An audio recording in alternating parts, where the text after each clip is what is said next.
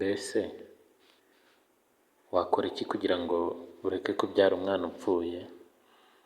Wakora iki kugira ngo ureke kubyara umwana ufite ubumuga? Kurikirana iki kiganiro.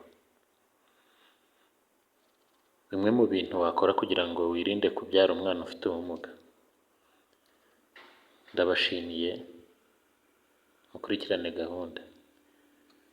Izi ndwara abana bavukana akenshi zikunze kuba nta mpamvu zabonera ubusobanuro zaziteye. Zishobora gukurwa kandi no kudahuza kw'imiterere y'uturemangingo tw'ababyeyi.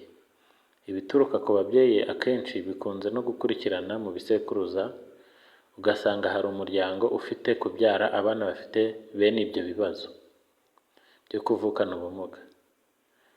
Bishobora kandi guterwa n'imyitwarire y'umubyeyi mu gihe atwite, cyane cyane mu mezi 3 ya mbere.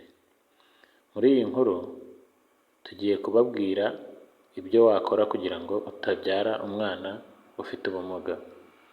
Twagerageje gushakisha uburyo umubyeyi yakwitwara mu gihe cyo gutwita, bityo bikamuha amahirwe menshi yo kubyara umwana ufite ubuzima bwiza, ubuzima buzira umuze.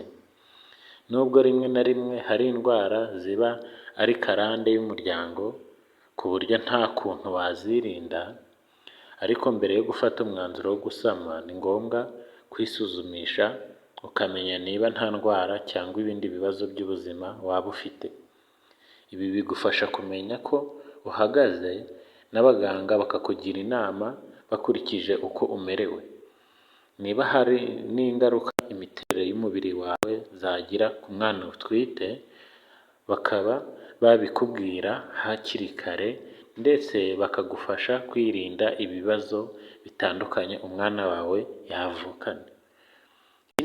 Ngo ugabanye amahirwe yo kubyara umwana ufite ubumuga, nubwo benshi bavuga ngo amahirwe, ariko ubundi ikinyarwanda ntabwo ari cyo, ni ibyago byo kubyara umwana ufite ubumuga. Hariho kureka kunywa itabi, icyo ni icya mbere, cyangwa ibindi biyobyabwenge nk'inzoga. Ibiyobyabwenge bijya mu mubiri bikaba byatera umwana ikibazo.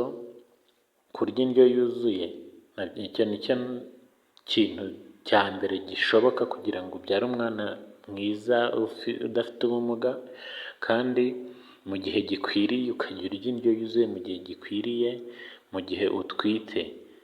Ni iby'ingenzi cyane kuko uretse kuba bigirira umubyeyi akamaro, binakagirira umwana uba uri mu nda.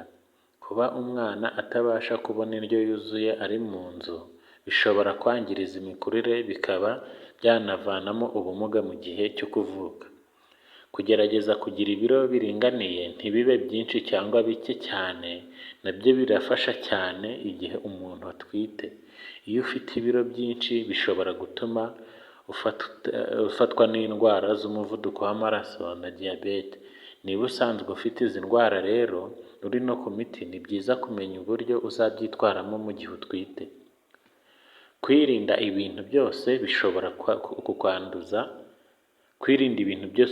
kukwanduza indwara mu buryo butunguranye, harimo nko kurya inyama zidahiye neza, amagi mabisi, imiti yica udukoko, umwanda w'ipusi ushobora no kwanduza udukoko tuvamo indwara